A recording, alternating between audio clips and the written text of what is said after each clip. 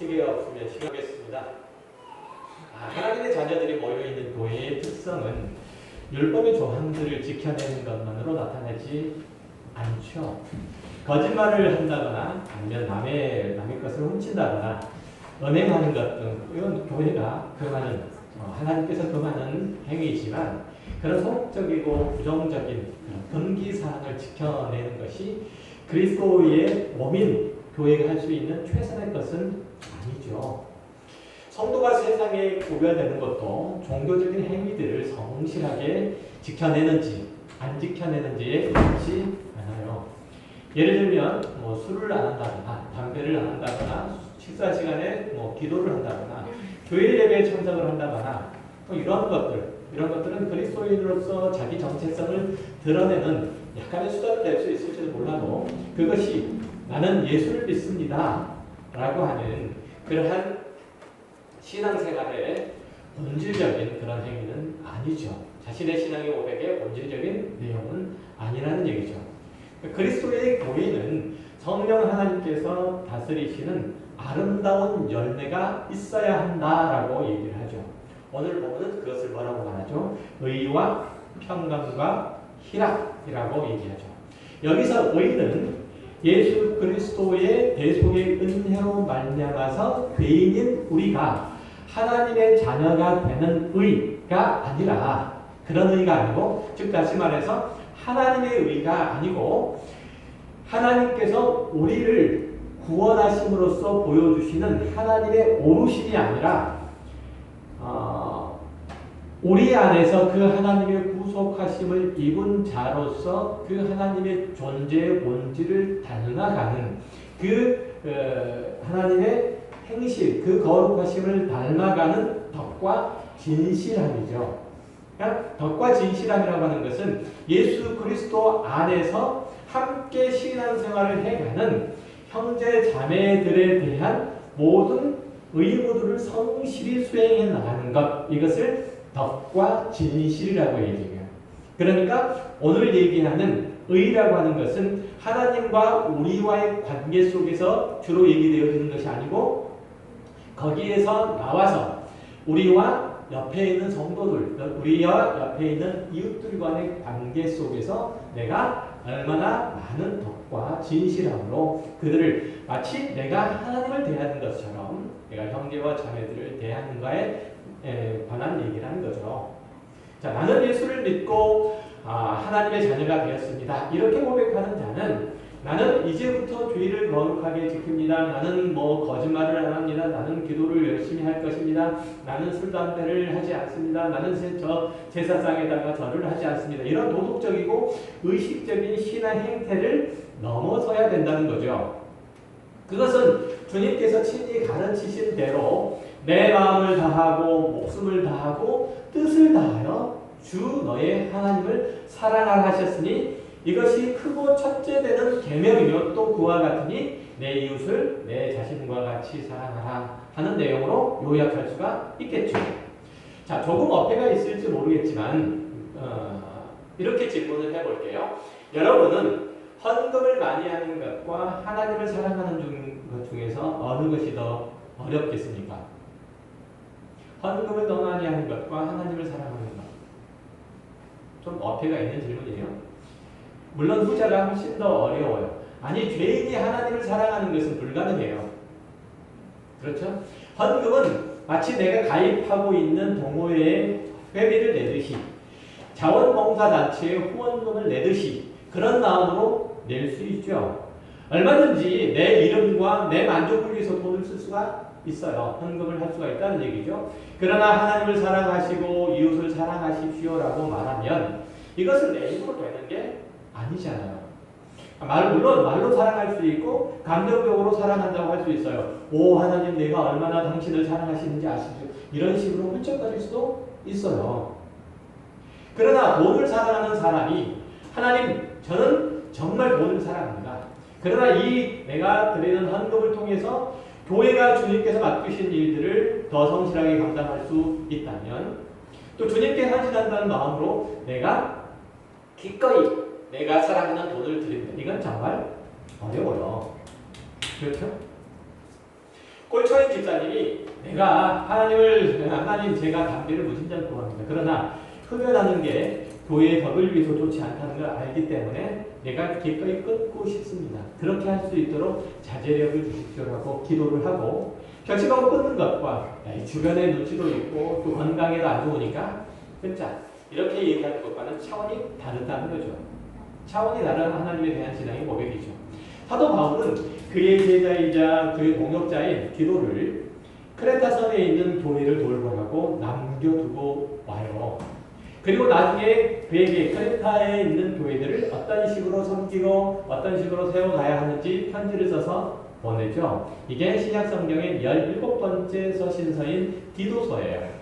디도서 2장 6절 이하의 말씀을 보면 아까 범원처럼 같이 띄워져 있던 그 말씀이에요. 이렇게 가르쳐요. 너는 이와 같이 젊은 남자를 신중하도록 권면하되 범사에 내 자신이 선한 일에 본을 보이며 교훈에 부패하지 아니함과 단정함과 책망할 것이 없는 바른 말을 하게 하라. 이는 대적하는 자로 하여금 부끄러워 우리를 악하다 할 것이 없게 하려 함이라. 종들은 자기 상전들에게 범사에 순종하여 기쁘게 하고 거슬러 말하지 말며 훔치지 말고 오히려 모든 참된 신실성을 나타내게 하라. 이는 범사에 우리 구주 하나님의 교훈을 빛나게 하려 함이라. 자, 이 구절을 보면 하나님은 우리 그리스도인이 어떻게 신앙생활을 해야 하는지 교훈을 하시는데 그 선한 본을 보이고 교훈에 부패하지 말라는 거죠. 또한 언어 생활에 있어서 다른 사람을 비방을 한다거나 상스러운 얘기를 한다거나 아니면 냉소적인 그런 표현들을 하지 말라는 거예요. 그리고 이어서 권면한 모든 내용들을 볼 때 뭐라고 말하면 너는 그리스도인으로서 신실하라 이렇게 말해요. 그리스도인으로서 신실하라. 이 요구들의 특징을 보면 결코 형식적이거나 율법적이거나 종교적이지 않죠. 그렇죠. 그런 내용은 하나도 없어요. 그러니까 주의는 꼭 지킨다. 식사를 하기 전에 기도는 꼭 한다. 술, 담배 하지 않는다. 뭐 이런 식으로 내 신앙을 나타내기보다는 모든 선한 일에 본을 보이고 이웃을 사랑하고 윗사람을 존대하고 아랫사람을 잘 보살피고 상사들에게 순종함으로써 나는 하나님을 사랑하고 이웃을 사랑합니다. 이렇게 표현하는 이 모든 행실들을 통해서 뭘 하는 거죠? 나 아닌 다른 사람을 섬기고 사랑하며 나를 죽이고 다른 사람을 빛나게 해라 라고 그렇게 말하고 있는 거예요. 나는 내가 가진 신앙 때문에 누가 옆에 있는 사람이 이웃이 내 형제 자매가 빛나고 아름다워져야 된다는 거예요. 그러니까 내 신앙은 나를 꾸미기 위한 것이 아니라 누구를 꾸미기 위한 것? 내 옆에 있는 형제 자매를 이웃을 꾸미기. 궁극적으로는 보다 넓게는 내 원수를 꾸미게 위함이에요. 그게 내 신앙의 존재 이유예요. 하나님께서 나를 부르신 목적이래요. 모름지기 신앙생활은 거룩해야죠. 거룩은 하나님의 사람으로서 세상과 구별된다는 뜻이에요. 그렇죠. 거룩은 하나님의 사람으로서 세상과 구별되어야 된다는 뜻이에요.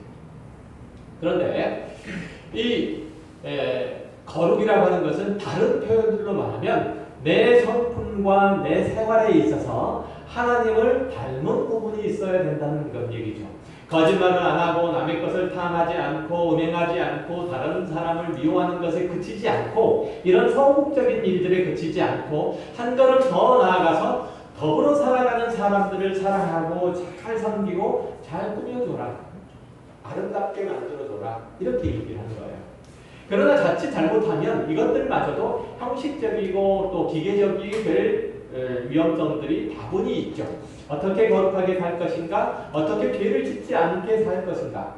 어떻게 책망받을 것이 없는 자로 살 것인가? 여기에 집착하는 바람에 이렇게 생각하는 거죠. 나는 이런 일들은 하지 않는다. 라고 금지 조항을 만들어서 그 속에 자신을 꾸준히 집어넣고 그렇지 않은 사람을 비난하고 정죄하는 일들을 종종 하죠. 그리스도인이. 제가 요즘 헬스클럽을 다니잖아요. 그죠? 몸이 좋아졌죠? 아니 말고. 몸 되게 좋아졌어요? 벗어볼까요? 다니는데 헬스장 여기저기에 뭐뭐를 하지 맙시다 이런 문구가 많이 붙어 있어요. 정말 많이 못했어요.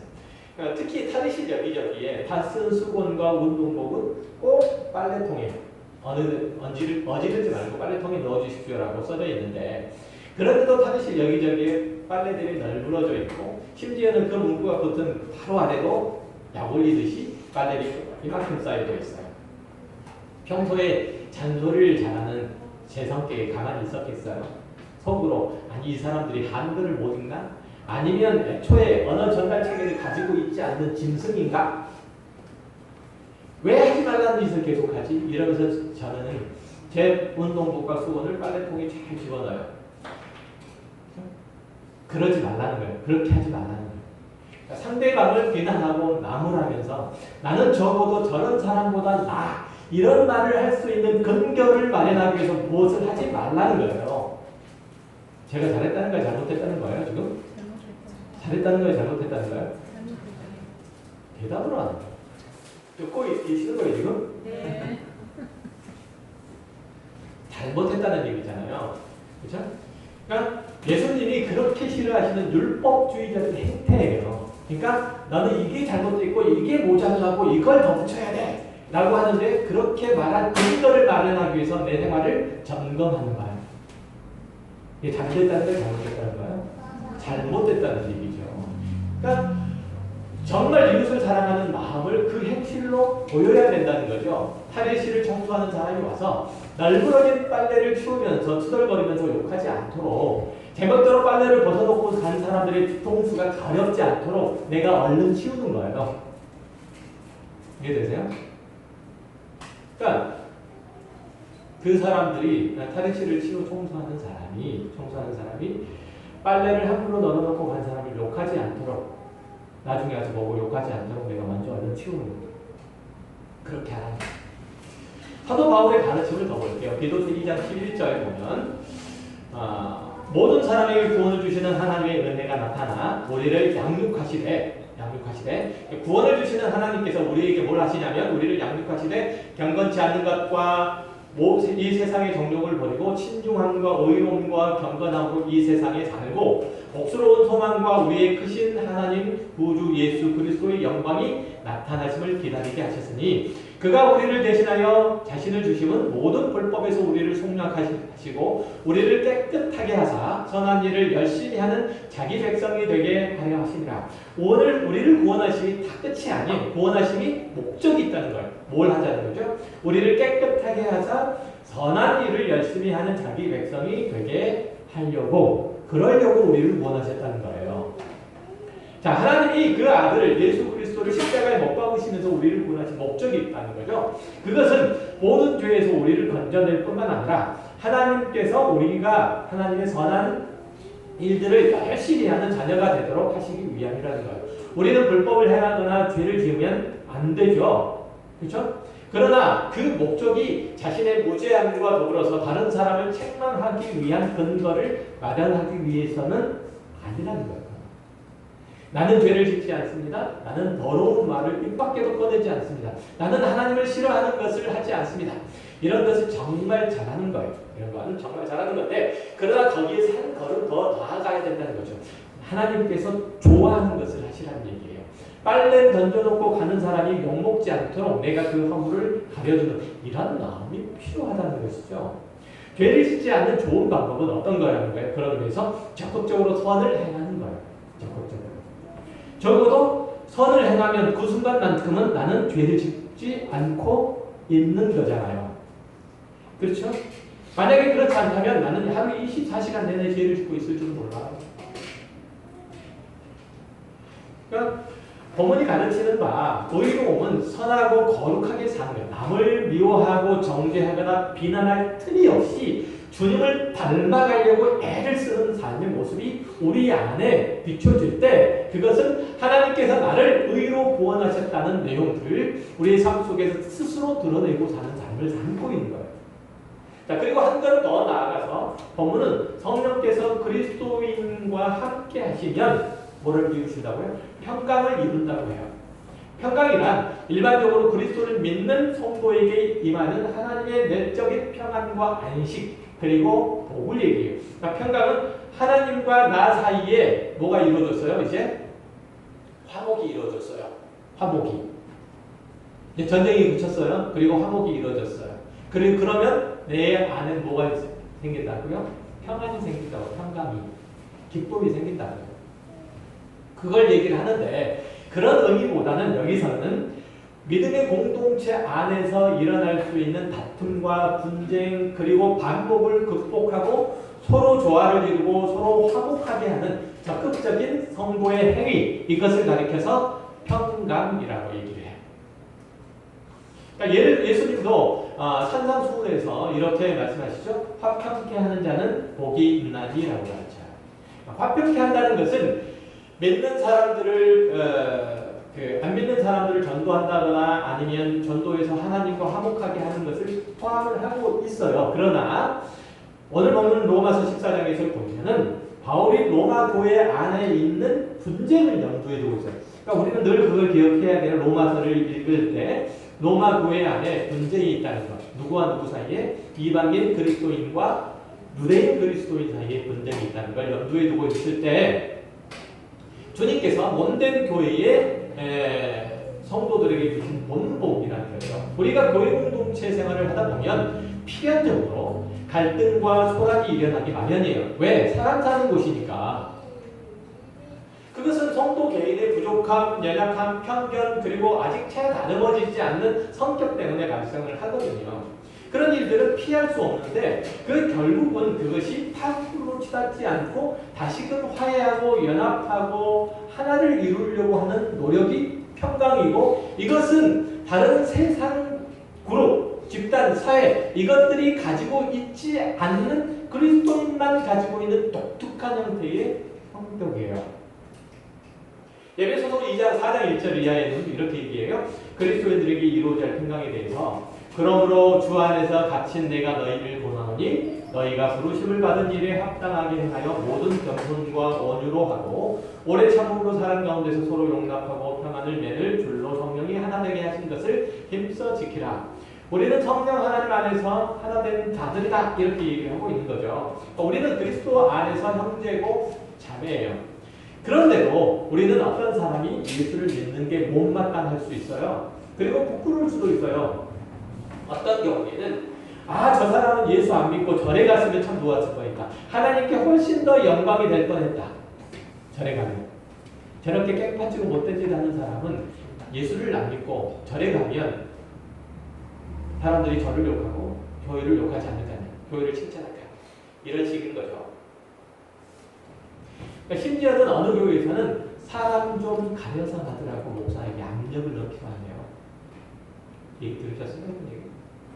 부모, 형제, 자매가 부끄러운 사람은 정말 패밀리십이 없는 거죠. 가족이 형편이 안 돼요.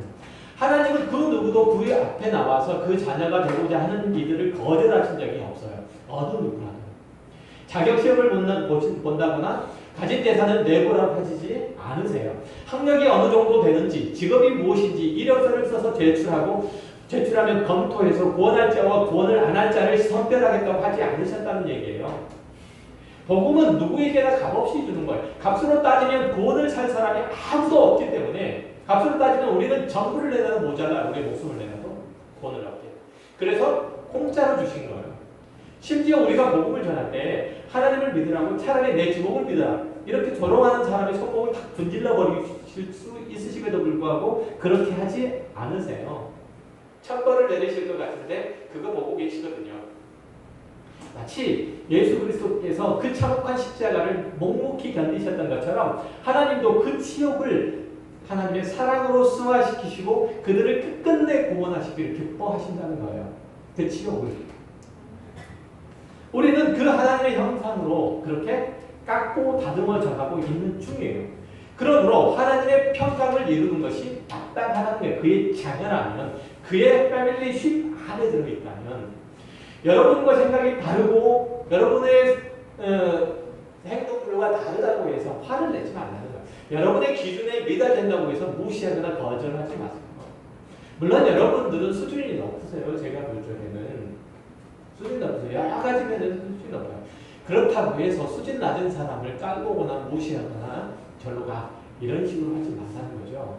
그 모자란 것을 채우라고 모자란 것을 채우라고 여러분에게 더 많이 주신 것이고 그 미숙한 것을 가려주라고 여러분을 더 많이 배우게 하셨으며 그 잘못한 것을 고칠 때까지 선한 권면과 가르침을 주고 끝까지 인내하라고 여러분의 생명을 연장시켜 주신 거예요.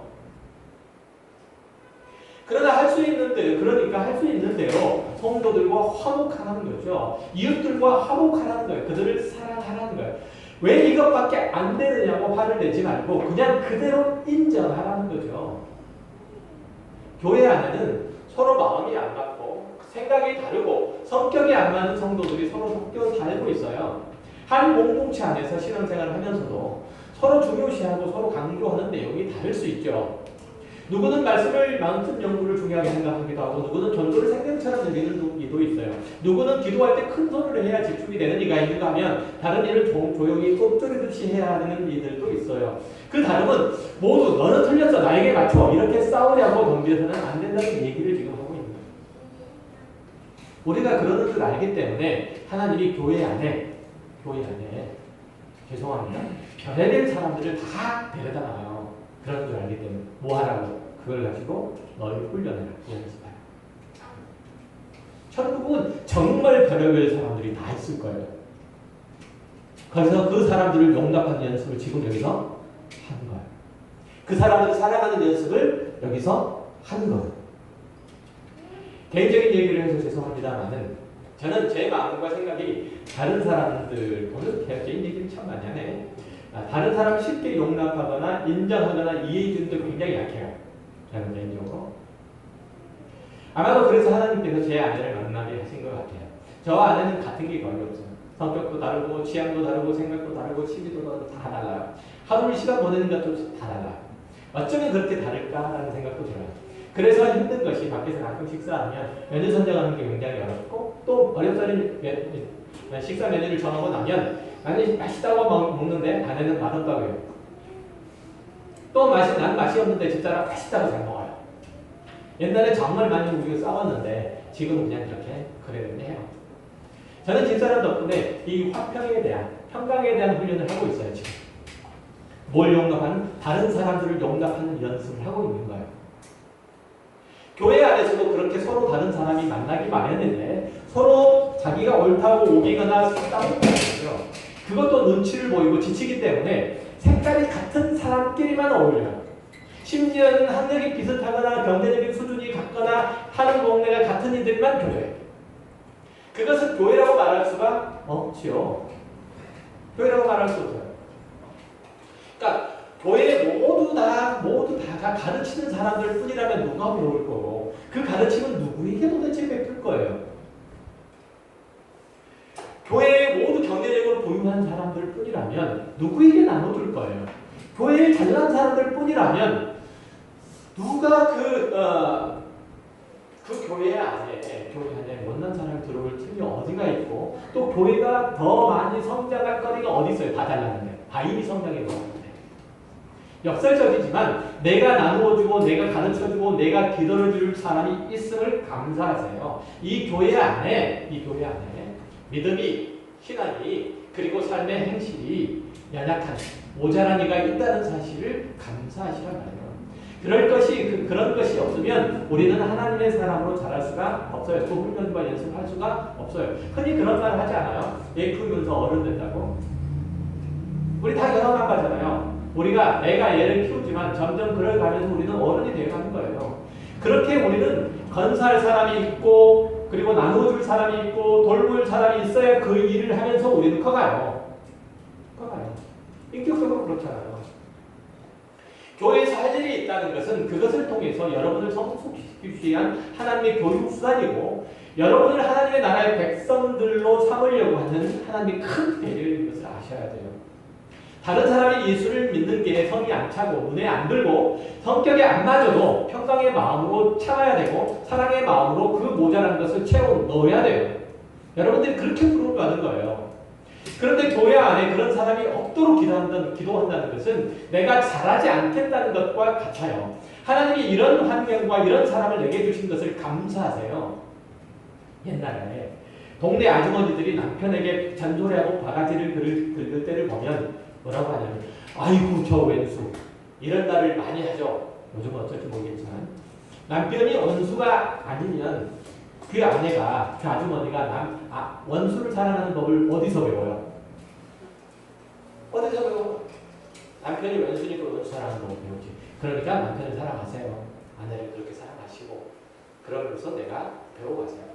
이 세상 이런 환경 속에서 우리는 이웃을 신뢰하고 사랑하는 법을 배우고 하나님을 신뢰하고 하나님을 사랑하는 법을 배우다가 하나님의 나라에 가는 거예요. 그렇게 하도록 우리는 창조 이전에 그렇게 우리는 예정함을 받았고 그리고 이 세상에 와 있는 거예요. 그거 하라고 우리라는 존재가 그거 하라고 이 세상에서 그거 안 하고 그거 훈련 안 하면 하나님께서 우리를 이 세상에 보내신 목적에 어긋나게 살고 있는 거예요. 그런데 성도의 다툼과 소란에서 가장 고약한 모습은 뭐냐면 사소한 문제인데 서로의 자존심을 대결할 때 처음에는 네가 맞니 내가 맞니 이렇게 티격태격 의견 대립을 하다가 수도에 몰린 사람들이 마지막에 꺼낸 히든카드가 있어요. 뭐야? 하나님은 다 아실 거야. 그러면 상대방이 뭐가 돼요? 하나님은 다 아실 거야. 제가 오늘 아침에 집사람한테 딱 소리를 들었어요. 어떤 소리를 들었냐면 당신이 그렇게 얘기하는 걸 보니까 얘기하는 걸 보면 아버님을 꼭 빼달랬어. 제가 아들한테 잔소리를 막 했었거든요. 오늘 아침에 아버님을 꼭 빼달랬어. 저기 멀리 있는 창원에 계신 아버지 의문의 일패. 의문의 일패. 나를 야단치면 되는데 나를 야단치는 것 플러스 아버지까지 싸잡아서 야단. 싸잡아서 야단. 거기다가 한 번 더 날 죽이고. 왜냐면 내가 그 아버지 그 선택을 정말 닮고 싶지 않는 부분. 2번 죽임. 그리고 아버지도 한 번 더 죽이고. 그런 얘기 많이 해요. 제 집사람의 얘기뿐만이 아니라 여러분 다 찢는 얘기니까 웃은 줄로 제가 알아요. 그러니까 둘 사이에 사소한 싸움이 졸지에 하나님이 개입하시는. 뭐 부모가 갑자기 개입해버려요. 신은 전체가 걸린, 집안 전체가 걸린 문제가 되어버려요. 작은 사소한 싸움이. 상대방이 자꾸 걸려 넘어지면 그렇겠군요, 집사님. 말씀하시는 걸 보니까 집사님은 정말 하나님을 사랑하고 정말 교회를 위하는 것 같습니다. 이렇게 훈훈히 마무리 줄 아는 신앙의 깊이가 필요해요. 깊이가. 사실 아니에요. 교회에는 많은 사람이 있기 때문에 서로의 견해 차이가 있을 수 있어요. 그러나 그 모두가 하나님을 사랑하고 교회를 사랑하는 마음은 다 같잖아요. 다 같잖아요. 우리 모두 다 같아요. 여러분 교회 사랑하지 않으신 분 계세요? 다 교회 사랑하잖아요. 그래서 목소리를 높이고 핏대를 채우는 거예요. 그걸 인정을 하시라는 거예요. 그리고 수용하시라는 거예요. 교회가 아름답게 성장하기 위해서는 성도가 자주 만나야 돼요. 그리고 서로 선한 영향력들을 끼치려고 애를 써야 돼요. 그 첫 단계가 뭐냐면 마음을 열고 만나서 웃고 함께 시간을 보내주는 거예요. 함께 시간을. 그러다가 마음에 들지 않는 내용이 있으면 집에 가서 입을 쓰고 성질을 내세요. 입을 쓰고 혼자. 다른 누군가에게 내 감정을 쏟아놓지 마세요. 그래서 전면시키지 마세요. 만약 하고 싶으면 그것을 잘 소화해주고 위로도 잘해주고 그 상대방에 대해서도 나쁜 인상을 갖지 않을 사람, 그렇게 센 사람, 그렇게 센 사람에게만 가서 얘기하세요. 한마디로 믿음 좋은 사람에게만 하라는 거죠. 여기에서는 제가 볼 적에는 저밖에는 없어요. 다른 사람은 없어요. 저한테만 얘기하세요. 여러분은 신앙생활을 하면서 이런 충고를 한 가지는 꼭 들으셨을 거예요. 교회 나가도 깊이 개입하지 말라. 깊이 개입하면 볼꼴 못 볼 꼴 다 본다는 거죠. 예수를 믿는 사람들은 회의가 안 되고 타협이 안 돼요. 왜 그런 줄 아세요? 예수를 믿는 사람은 타협이 안 돼요. 왜 그런 줄 아세요? 모두 다 신앙을 말하기 때문에 그래요. 모두 다 성경을 말하기 때문에 그래요. 성경을 말하는데 달라. 서로 의견이 달라. 성경을 말하는데. 그러니까 그러니까 거기다가 자신을 옳고 다른 사람이 틀렸고 그 근거가 성경에 있기 때문이라고 생각한다는 거예요. 내가 생각하고 판단하고 결정하고 행동하는 것은 하나님의 뜻인데 성경이 말하는 거잖아요. 하나님의 뜻인데 내가 어떻게 물러설 수 있어요? 그래서 순교하도록 지켜가야 되지. 그러니까 교회 안에서 머리채 잡고 싸우는 거야. 순교를 하는 각오 있던 내가 내 생각과 내 뜻을 관철시켜야 되니까. 그게 순교잖아요. 공감 가시죠? 그래서 대부분의 경우는 그걸 가지고 안 돼서 사회 법정까지 끌고 가게 돼요. 그래서 신앙을 지켜야 하는 것과 양보하고 절충하고 합의하는 것을 구별하지 못함 때문인데 정말 안타까운 일이에요. 한국교회는 새벽기도를 잘 지켜나가는 교회 안에 깊은 양속이 있죠. 그러나 새벽기도를 마치 신주단지 모시듯이 하면 안 돼요. 지금은 새벽기도를 안 하는 교회가 덜어 있지만 예전에는 새벽기도를 안 하면 이단인가 이런 생각을 했었어요. 새벽기도를 할 수 없는 형편의 교회는 저녁에 하면 되고 저녁에 안 되면 낮에 하면 되고 낮에도 안 되면 못 하는 거지 뭐. 모두 할 수 없으면 가능한 사람만 하면 되잖아요. 그리고 각자의 형편에 맞는 대로 방해받지 않을 시간을 정해놓고 개인적으로 기도하면 돼요. 주일 낮에도 꼭 11시 모일 필요가 있겠어요? 1시간 예배하고 12시 딱 되면 밥 먹기 좋잖아요. 저희 교회는 10분, 15분, 20분 이렇게 늦어서 그러세요. 어쨌든 굉장히 좋잖아요. 그래서 정한 건데 형편에 따라서 10시 30분에 모일 수도 있고 또 오후 2시에 모여도 되죠. 미국이나 유럽에 있는 지역에 있는 그 이민교회는 예배당이 없어서 현지인 교회를 빌려 쓰기 때문에 그들이 예배를 다 마치고 난 다음에 집에 돌아가고 그리고 오후에 와가지고 예배를 해요. 오후에 와가지고. 한국 사람들이. 우리는 자기가 옳다고 생각하는 것을 끝까지 관찰하려고 예를 쓰고 그게 잘 안 되면 파는 되는 경향이 있죠. 어느 성도 가정의 장례식장에 가면 기독교식도 아니고 예배하게 꾸며놓은 있는 것을 보는데 처음에는 영전 사진하고 고인 한자 그리고 고인이 평소에 사용하던 성경책 이것만 갖다 놓았는데 집안 안 믿는 사람들이 와가지고 상 차리려고 장례식장에서 큰 소리 치는 바람에 어쩔 수 없이 이렇게 했다고 속상해하는 그런 소리를 가끔 들어요. 성도의 신앙생활과 마찬가지죠. 내가 옳다고 끝까지 버티는 것 이거 잘하는 거 아니에요. 비록 내 의견이 옳고 훨씬 앞서간 이야기지만 다른 사람들이 그 옳은 것을 이해하고 받아들일 때까지 기다릴 수도 있어야 하는 거죠. 이것이 예수님께서 이 땅에 오셔서 본을 보이신 거예요. 마지막으로 나오는 희락도 마찬가지죠. 성경이 말하는 희락은 구원을 얻어서 하나님의 자녀가 된 자들이 그분의 보호 안에서 영광스럽고 빛나는 삶을 누리는 것을 의미해요. 그러나 오늘 본문에서 희락은 이웃에 대한 비판의식, 즉 정죄하고 누구를 손가락질하는 것에서부터 자유로워지는 것에서 오는 기쁨과 만족이에요. 뭐라고요? 희락이? 손가락질을 안 하면 거기서 나오는 기쁨. 이게 희락이라고요. 이것은 다른 사람이 틀린 것과 부족한 것을 지적해서 상대방으로 하여금 상대방에 비해서 내가 높음, 나의 완전함을 누리는 그런 기쁨이 아니라는 거죠.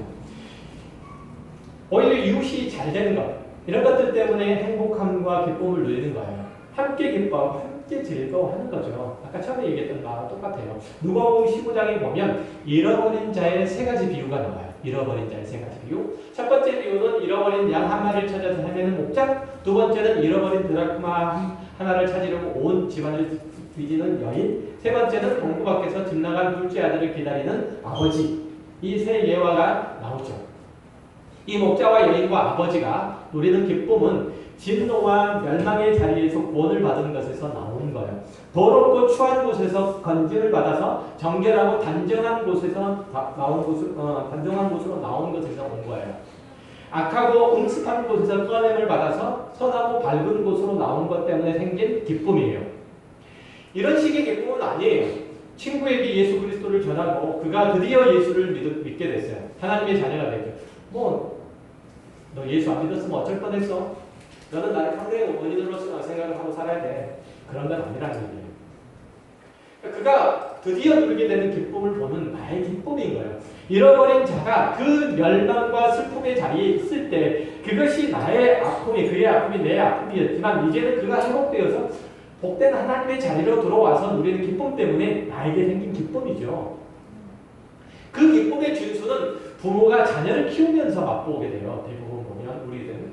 그러니까 자녀가 잘 되었을 때 내가 널 낳고 길렀어. 이렇게 내 자랑하지 않잖아요. 부모가 자식이 서울대학교 가면 내가 너 낳고 내가 길렀어 너. 이렇게 얘기하지 않잖아요. 자녀가 잘못했을 때 네 인생 네 거지 난 몰라. 이렇게 얘기하지 않잖아요. 그렇게 처신하지 않는단 말이죠. 자식의 기쁨은 부모의 기쁨이고 자식의 낭패는 부모의 큰 아픔이죠. 이게 희락을 가지고 있는 성도의 마음이어야 된다는 거죠. 둘째 아들이 돌아온 것에 대해서 아버지가 첫째 아들에게 한 말이 생각나세요? 내 동생은 죽었다고 살아났고 내가 잃었다가 얻었기로 우리가 즐거워하고 기뻐하는 것이 마땅하다는 거죠. 이 부모의 마음이에요. 이런 희락, 이런 기쁨을 가지라는 거죠. 그것은 하나님의 생명과 진리가 그 마음에 자리 잡은 자에게 당연히 생기는 마음의 정서예요. 그것은 기도하고 전도하고 봉사하는 것보다 훨씬 더 근본적인 거예요. 주님의 사랑으로 주님의 열심으로 이웃을 섬기는 거죠. 이렇듯 성도의 기쁨은 주님의 마음을 본받는 데서 나와요. 형제 자매가 점점 성장하고 잘되고 기쁜 일이 생기고 하는 것 때문에 자기 마음에 만들어지는 흐뭇함에서부터 출발하죠. 다른 사람이 잘 되니까, 내 형제 자매가 잘 되니까 그 마음에 흐뭇해. 여러분 교회 형제 자매들에게 그런 마음들을 가져보셨어요? 교회 형제 자매가 잘 되니까 야 정말 내일처럼 기쁘고 정말 감사하다. 형제 자매가 잘 된 것 때문에 내가 감사하는 거 한번 해보셨어요? 해보셨어요? 안 해보셨죠? 내 자식이 내 몸에서 난 피부에서 내 몸에서 난 자식이 잘 되면 감사하는 건 해도 내 형제 자매가 교회 형제 자매가 잘 된 것 때문에 내가 기도하고 열심히 그렇게 했었던 그 형제가 드디어 잘 됐어요. 감사한 거 해보셨어요?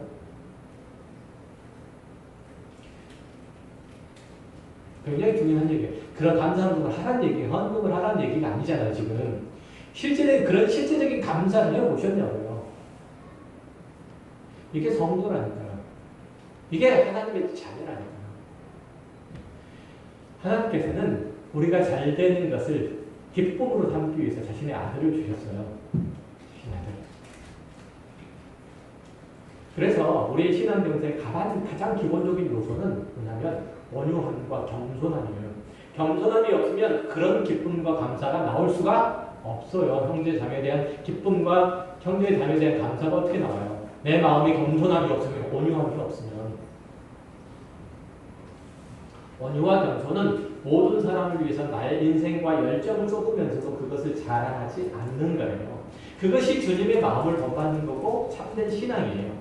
예수 그리스도는 우리가 잘되게 하고 십자가를 지는 것을 마다하지 않으셨고 우리 하나님 아버지는 졸지도 않고 주무시지도 않고 우리를 길러오셨고 우리가 영원한 그 나라 하나님의 보좌 앞에 설 때까지는 늘 지금도 가슴을 졸이시면서 때로는 안타까워하시면서 때로는 기뻐하시면서 때로는 대견해 하시면서 때로는 가슴을 치면서 지금까지 여러분과 함께 오셨던가 여러분과 바로 그 마음을 가져달라는 거예요. 그 마음을.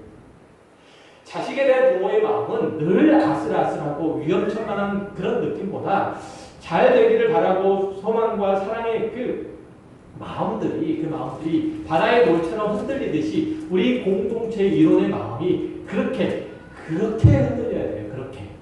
그렇게 되어야 됩니다. 그러니까 교회 안에 성도들끼리 친하지 않고 가깝지 않은 것은 분명히 문제가 있죠. 주일날 예배만 하고 쫓기듯이 교회에 나서는 일들은 정말 자신에게 손해예요. 극장에 가서 광고만 보고 예고편만 보고 그런 게 나오는 것과 똑같아요. 부디 교회 공동체 안에 들어오세요. 교회가 되세요. 지난번에 제가 욕했죠? 소리 질렀잖아요.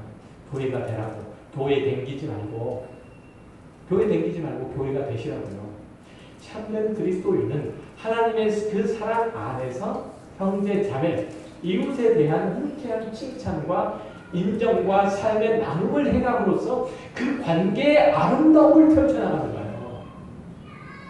하나님과 우리와의 관계의 회복, 이웃과 우리와의 관계의 회복, 그리스도인의 신앙의 본질적인 모습은 이렇게 관계 회복으로 나타나는 거예요. 이걸 해가시는 거예요.